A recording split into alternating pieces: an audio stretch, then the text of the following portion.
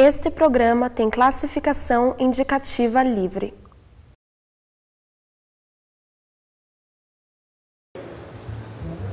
Como seria a vida em preto e branco? Um tanto séria demais. Um pouco desanimadora, não é mesmo? As cores alegram, tratam, decoram, dão vida. Possuem pigmentos, emitem luz, influenciam escolhas, modelam culturas, despertam emoções. No programa de hoje, vamos entender o significado e admirar o poder das cores, da colorimetria à cromoterapia, entre a ótica e a arquitetura histórica, passando ainda pelo design e pela fotografia. O Ciência está no ar.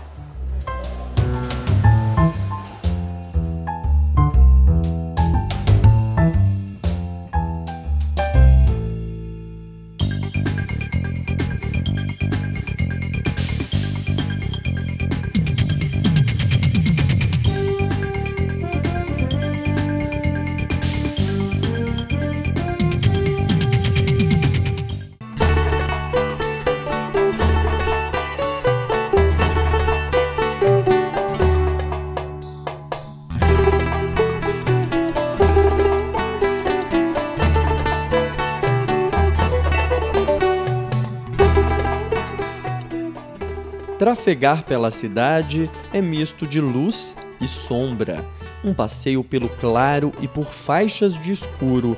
O universo urbano acentua contrastes visuais. A paisagem arquitetônica de Curitiba ganha diversidade de tons e cores pelos paralelepípedos do Largo da Ordem.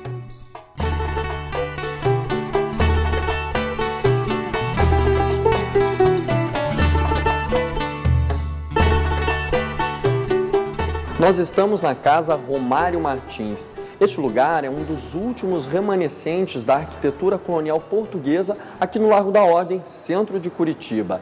E para conversar sobre cor, como a cor tem relação com a arquitetura histórica, nós estamos aqui com o professor Kay Magger Jr. Tudo bem, professor? Tudo bem. Qual é a relação entre cor, arquitetura e história? Bem, a cor na arquitetura, ela decorre dos fatores técnicos do tempo. Tá? Então, a tecnologia vista no tempo para a produção de cores é que determina aquilo que vai ser, que nós vamos ver, que vamos perceber como cor na arquitetura em cada um dos períodos.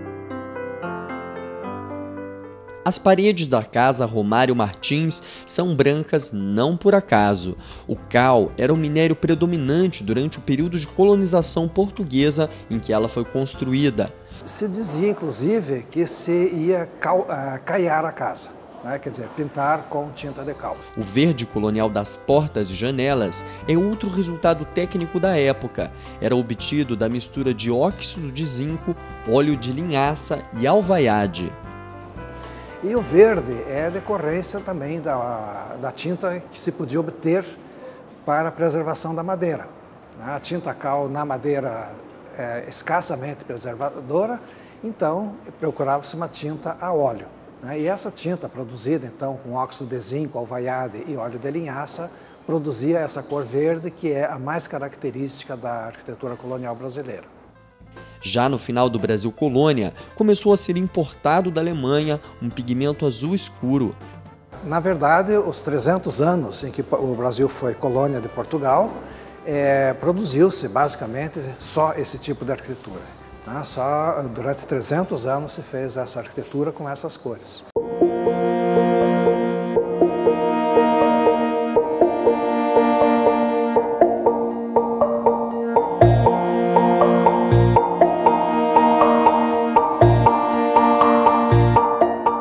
A transição para o Império e a chegada da missão francesa lançaram o neoclássico.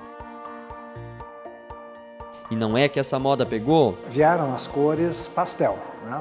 Tons suaves para aplicar nas paredes e que basicamente eram o rosa, o amarelo, o azul e o verde. Cores muito suaves que permaneceram até o século XX na arquitetura brasileira. Mesmo os modernistas do século XX não foram muito além. As linhas retas dos edifícios pediam sobriedade no uso das cores, tanto melhor quanto mais fiéis elas fossem aos metais e substâncias dos pigmentos. A gente vê um pouco disso aqui no Largo da Ordem, nas construções antigas, aqui ainda alguns tons pastéis. Sim, alguns, né? Mas a verdade é que atualmente as tintas à base de PVC, né, elas permitem uma variedade muito grande de cores e não há uma preocupação, né, com a fidelidade às cores originais.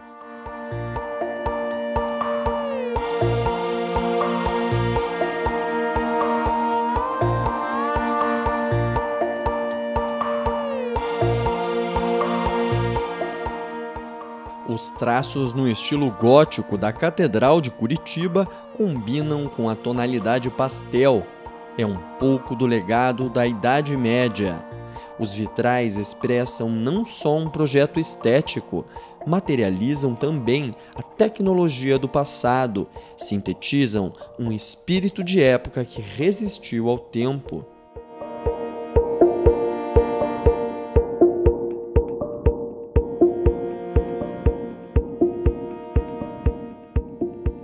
Em alguns casos, quando a restauração é bem estudada, né, bem pesquisada, é o caso agora da Catedral, né, que tem as cores bem trabalhadas de acordo com a sua época. Em geral, as cores não estão sendo mais muito fiéis, né? Deveria haver uma preocupação maior quanto a isso, mas não está, vamos dizer assim, o que a gente vê não é o que foi. Em cada esquina, uma diferente pincelada pela história das cores. Os desenhos dos antigos casarões, o passado da capital paranaense, a pintura de cada fachada, aquarelas que demarcam estilos e indicam a evolução das técnicas de colorir e pigmentar. Qual é o foco, professor, da arquitetura histórica como ciência? Que ciência é essa? Bem, mais do que ciência, eu diria que é uma tecnologia, né? É a tecnologia da restauração. É uma ciência, se você quer assim, né, que exige muita pesquisa. Né? Você tem que ser muito fiel à essência, né, da arquitetura, do tempo, você tem que ter muita preocupação com os critérios internacionais que regem essa disciplina. Né? Você não pode correr o risco de apresentar falsificações na arquitetura.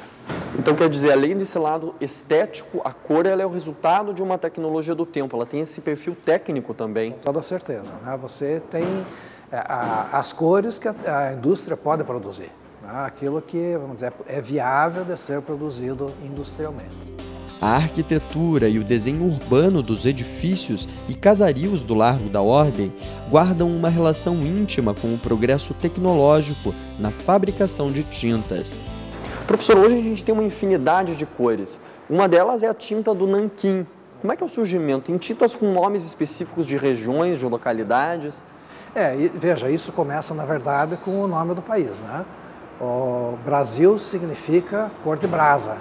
Né? Inclusive, os padres se preocupavam muito com isso, né? Que brasa é coisa do inferno, né? Então, vamos dizer, a cor do pau-brasil quer dizer aquela cor de brasa, né? Aquela cor vermelha. Existem várias cores que podem ser, que têm essa origem, né? Você tem a tinta de nanquim, né? Que era produzida na China, na cidade de Nanquim, que consta da mistura de carvão com goma arábica e água, né? E que produzia essa tinta preta que é difícil de ser obtida na natureza. Professor, e saindo um pouco do seu campo de conhecimento agora para a sua relação com as cores. A gente tem aqui, coincidentemente, a sua camiseta cor azul, coincidindo aí com a do painel azul. O que o azul representa para você e essa é a sua cor preferida? Não, eu não tenho cor preferida. Eu acho que vamos dizer, as cores, elas respondem a determinadas situações, né? Casualmente, né? Escolheu o azul. Eu coloquei. Mas que mensagem esse azul passa para você? A cor azul, então, vamos dizer assim. Não, em geral, na chamada psicodinâmica das cores, o azul é uma cor tranquilizante, né? Ele não é uma cor estimulante. O azul e o verde são as chamadas cores frias, que são consideradas assim tranquilizantes, né? São cores que não estimulam, como por exemplo... serenidade. Exatamente. Ao contrário de amarelo, vermelho, laranja, que são cores chamadas quentes, né? Que produzem sensações mais fortes, né? Tá ok, a gente agradece a sua participação, professor, muito obrigado. Imagina, eu que agradeço. Cores na arquitetura da paisagem urbana, cores na teoria em sala de aula. O Ciência continua depois do intervalo.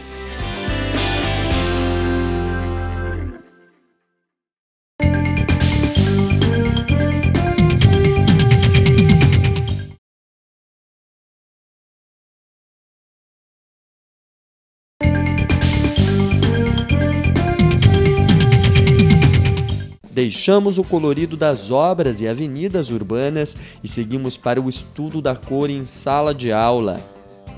Ele, físico, ela, artista plástica, os dois juntos, professores universitários e irmãos.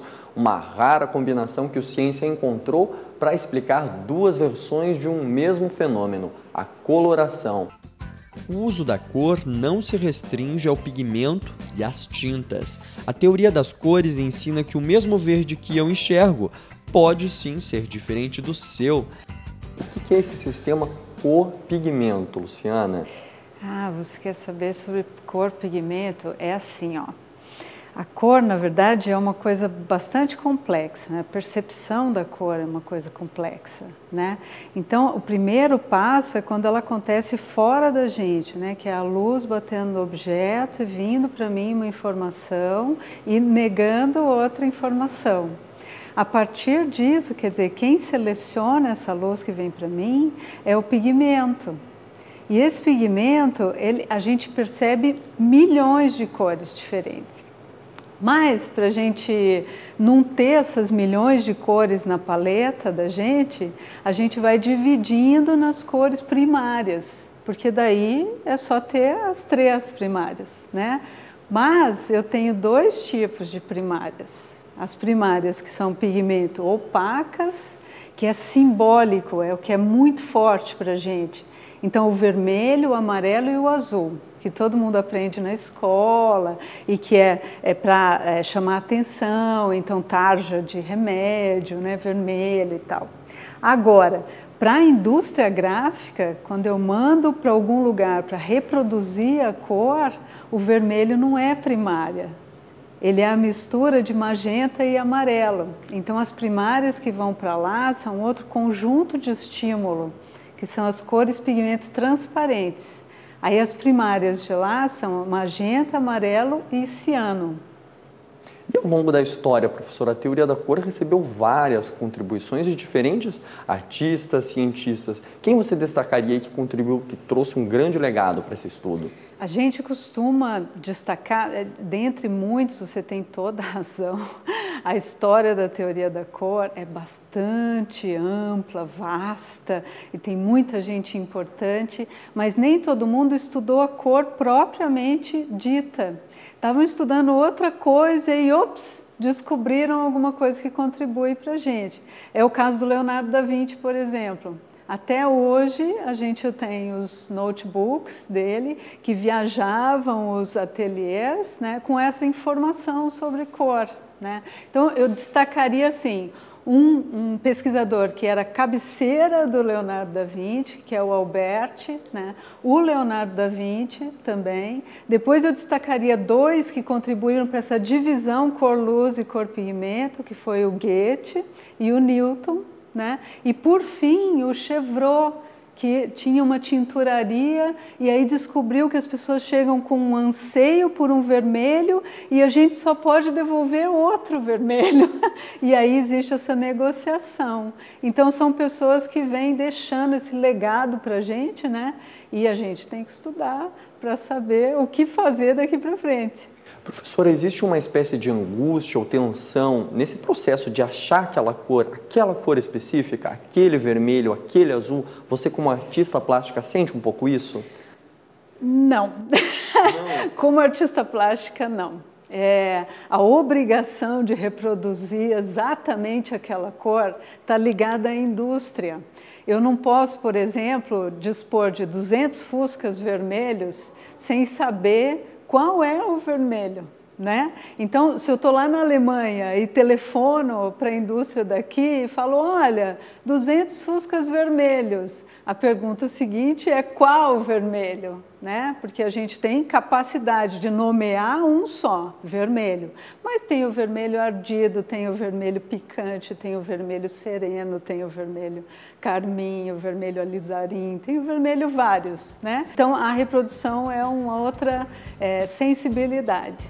A visão de uma cor é um processo simultaneamente técnico e físico, associado ao corpo humano e influenciado por nossa cultura visual. Quem conversa com a gente e explica melhor o sistema de cor-luz é o professor Edilson Silveira, que dá aulas de ótica. Tudo bem, professor? Tudo bem. Professor, como é que funciona essa escala de percepção da cor a partir dos objetos que emitem luz? A gente diferencia de duas maneiras, né? Assim, para você enxergar uma cor, essa radiação eletromagnética que a gente trata em física tem que chegar até o seu detector, que é o seu olho.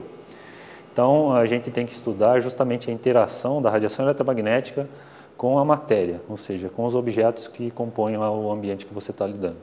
Então, ela vai ter influência de duas coisas. A fonte, que é a luz mesmo, né? Quais as cores que aquela fonte emitiu para que interagisse com aquele objeto e esse objeto ou absorvesse essa radiação eletromagnética ou refletisse essa radiação eletromagnética.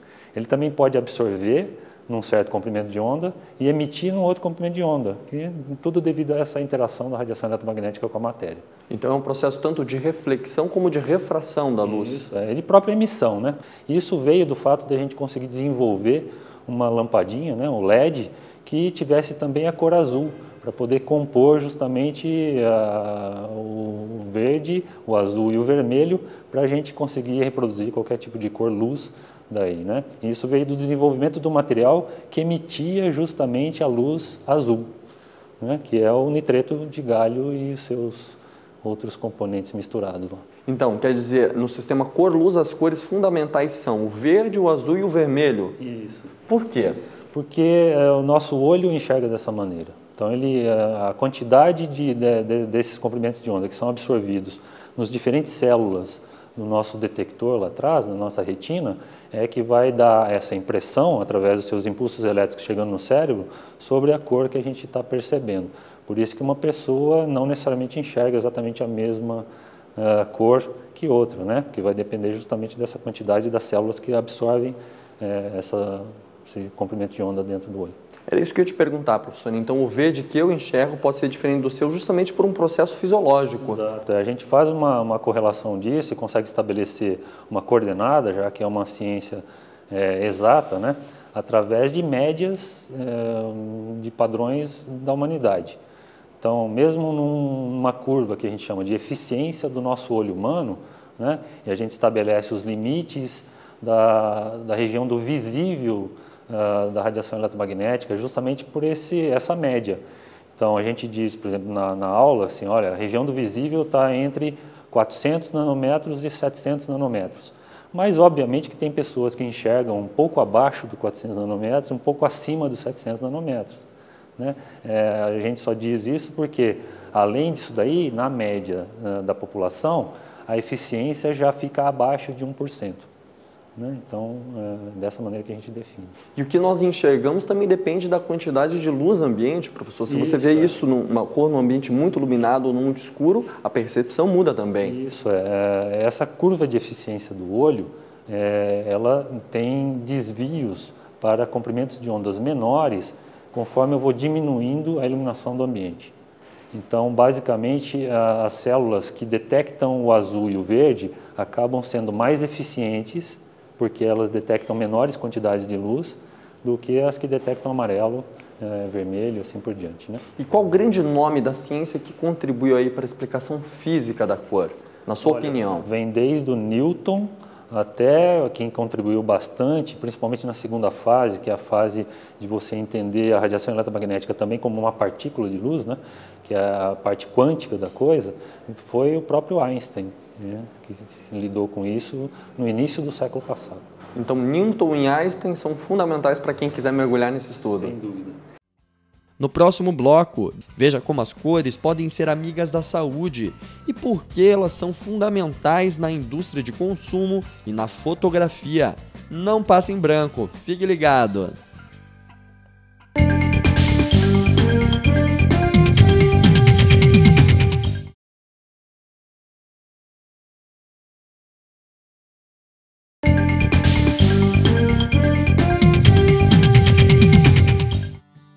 Roxo de raiva, vermelho de vergonha, verde de inveja.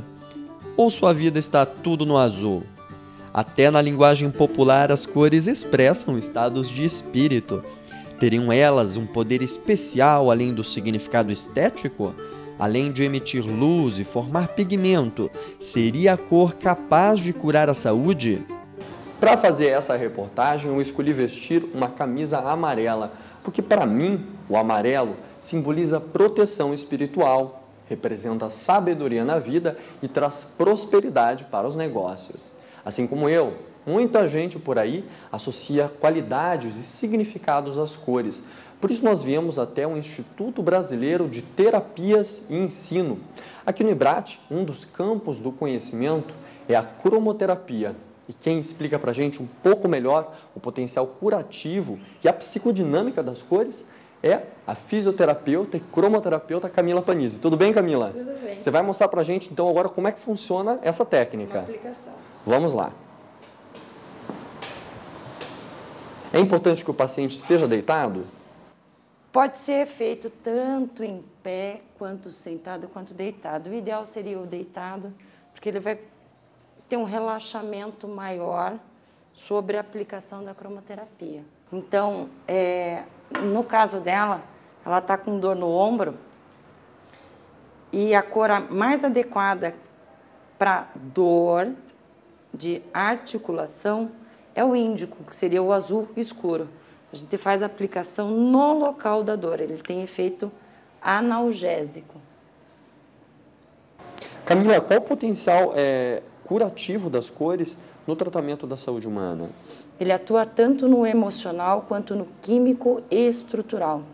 A cor, principalmente usada nos pontos, nos centros de forças, que são os chakras, eles estão diretamente relacionados às glândulas do nosso corpo, liberando alguns hormônios, e a liberação desses hormônios gera toda uma situação química, gerando benefício no seu paciente. E as outras cores? O vermelho, o amarelo, o cinza, o branco? Eu posso fazer uso, por exemplo, do azul com efeito relaxante no corpo como um todo. O vermelho é uma cor excitante. O vermelho nós usamos bastante para as pessoas que estão com uma debilidade energética, um cansaço do dia a dia, né? Então o vermelho serviria para revitalizar. A cromoterapia ainda busca seu espaço como ciência. A paciente adepta da técnica não tem dúvidas. As cores certas podem aliviar problemas crônicos. Depois de 3 anos fazendo as sessões, a costureira afirma terem diminuído as dores corporais nas juntas e articulações. E o que a paciente acha disso tudo? Irias, você é costureira. Quanto tempo você faz a cromoterapia e quais têm sido os resultados? Faz bastante tempo. É o que mais me ajuda. Melhorou? Melhorou muito. Na realidade, para os céticos, eu diria que tudo isso que foi feito aqui, a física explica. A luz, ou um raio de luz, nada mais é do que uma vibração de onda magnética. Então, nós não respiramos o ar? Nós vemos o ar que nós respiramos? Não. A luz gera uma vibração de onda e é esta vibração de onda, quando aplicada num paciente, gera uma vibração entre as células que geram um estímulo nas glândulas e existe a liberação de hormônios.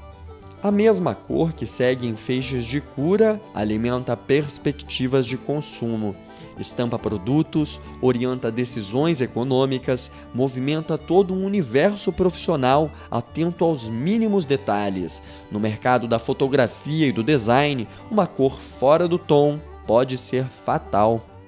Diversos setores produtivos da economia e o próprio consumidor dedicam uma atenção especial às cores.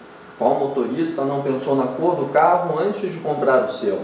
O que leitor e editor não reparou nas cores de uma revista ou no aspecto gráfico de um jornal?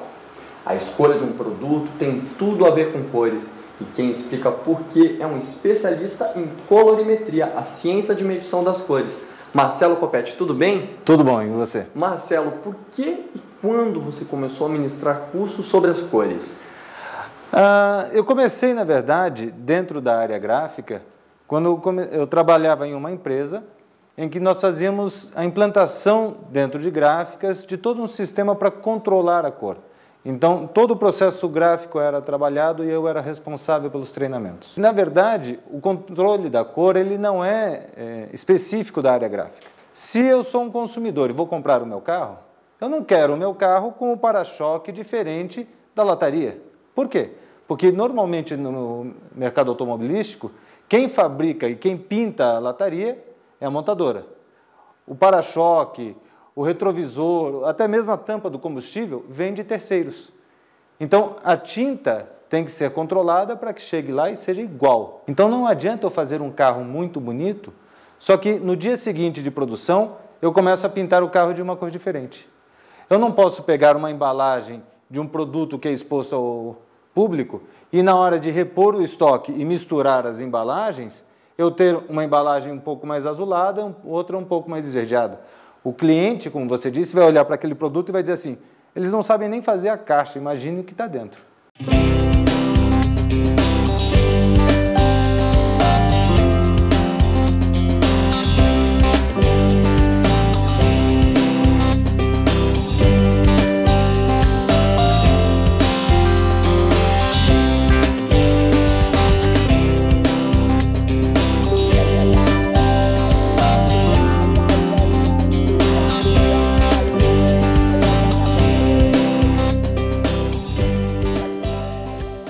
Ciência Dentro agora, o estúdio de fotografia Brasílio Ville. Eu estou aqui do lado do próprio dono do local. Brasílio, tudo bem? Tudo bem. Brasílio, qual é a tua relação de fotógrafo com as cores? Bem, a gente tem que nascer com as cores intercaladas, porque a dependência da fotografia, um dos fatos comunicantes, além da foto preta e branca, é a cor, e ela é fundamental quando eu estou trabalhando em publicidade ou quando estou fotografando um booking, manter a unidade de informação, transferir uma informação em termos de cor de um elemento para o outro, ou seja, a gente tem diversos materiais, papel fotográfico, banner, impresso, plotter, a unidade gráfica, tudo isso depende na captura do que a gente vai estar fazendo. E qual o papel da iluminação, seja ela artificial ou natural, na percepção de uma cor? A iluminação, conforme a sua origem da fonte, ou seja, a lâmpada, me muda determinadas características da iluminação e às vezes transforma um objeto de uma cor em outra. Então nós temos, conforme o tipo de trabalho que vai ser feito, ter um cuidado técnico mais detalhado para ou fugir realmente se o objetivo é esse, ou para manter a cor dentro de um padrão técnico aceitável em todo o processo. A cor em si vai me dar modificações conforme eu distribuo essa iluminação. Eu posso aumentar o volume, tirar o volume, brincando com o claro e escuro da imagem. Então, a cor nessa hora vai me favorecer um contraste maior ou um contraste menor na cena e vai me dar outras características, mais gordo, mais magro, mais iluminado, menos iluminado, somado cor e luz, eu tenho um efeito específico em função de lente e outras coisas. Entre o azul, vermelho e amarelo, eu tenho que ver aquilo que você olha e o cérebro reconhece como emoção de que aquilo é saboroso, de que aquilo é intenso, que aquilo é aconchegante.